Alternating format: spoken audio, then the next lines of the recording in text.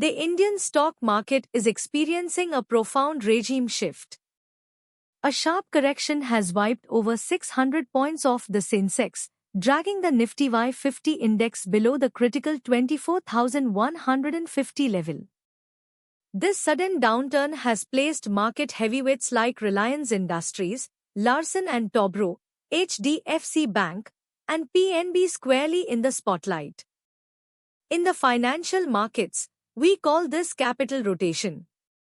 Think of capital rotation like a homeowner moving furniture from one room to another during a storm to protect the most valuable assets. Large institutional investors are shifting their money away from overvalued momentum stocks.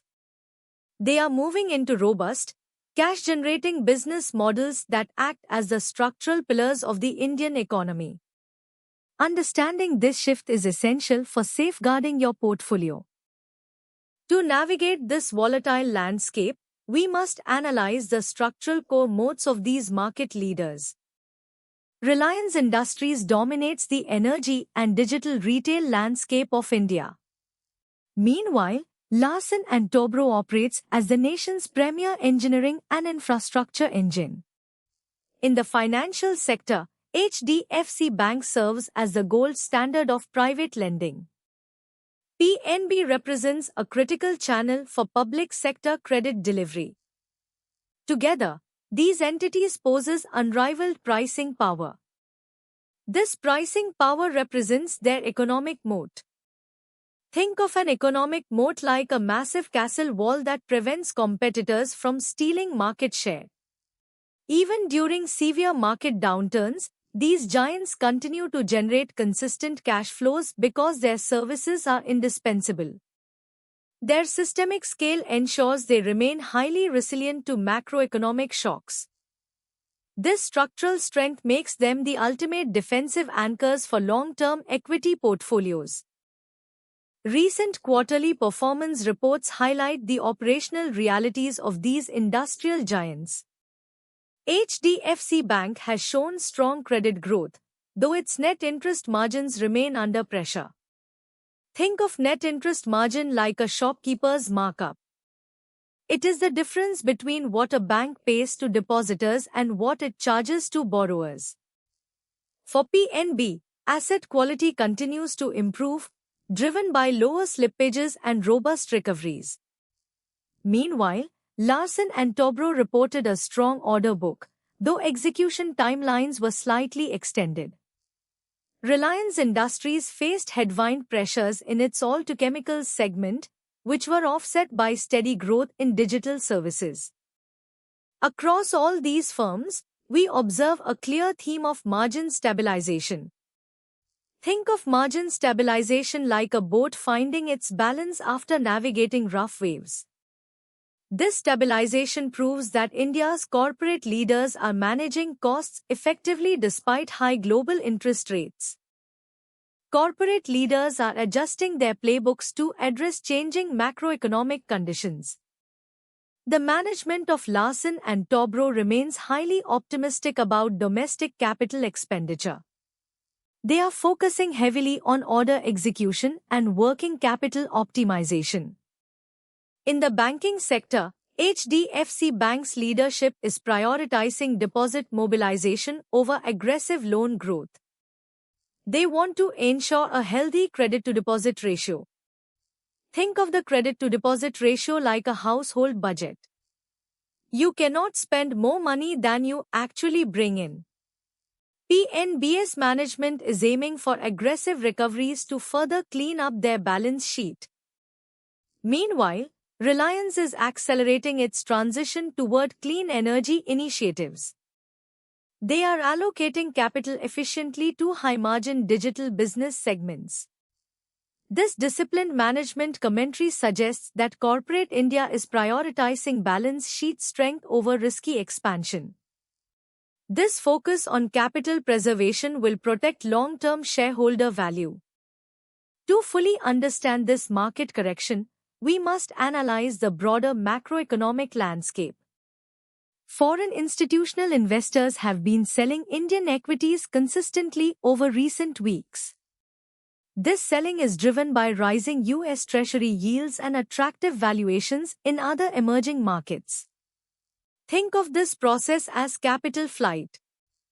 It is like water flowing naturally toward the path of least resistance. However, domestic institutional investors are absorbing much of this selling pressure.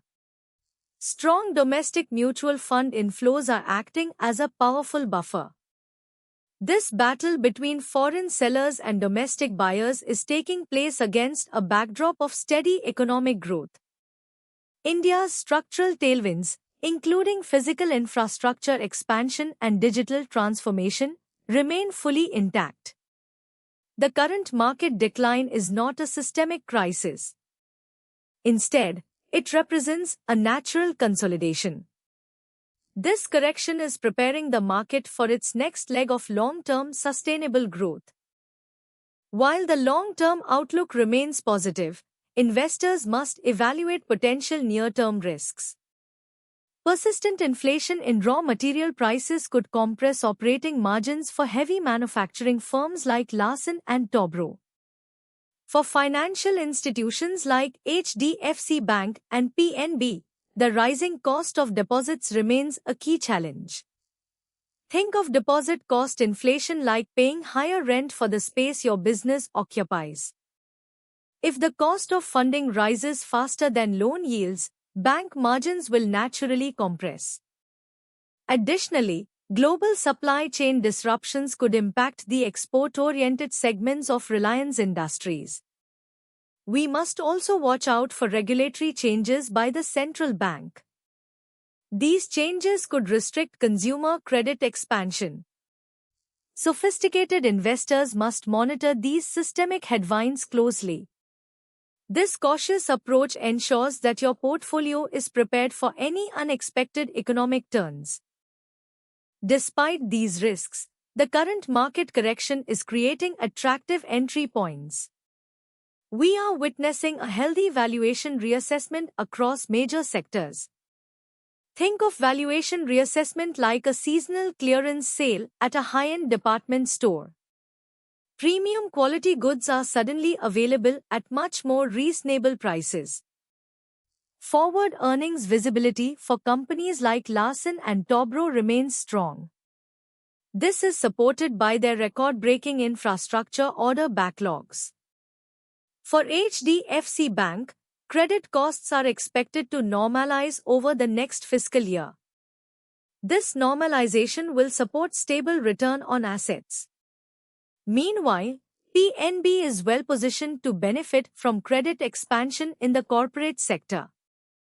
As stock valuations align with realistic earnings expectations, the risk-reward ratio becomes highly favorable for long-term investors. This makes the current market dip an attractive opportunity for disciplined asset accumulation.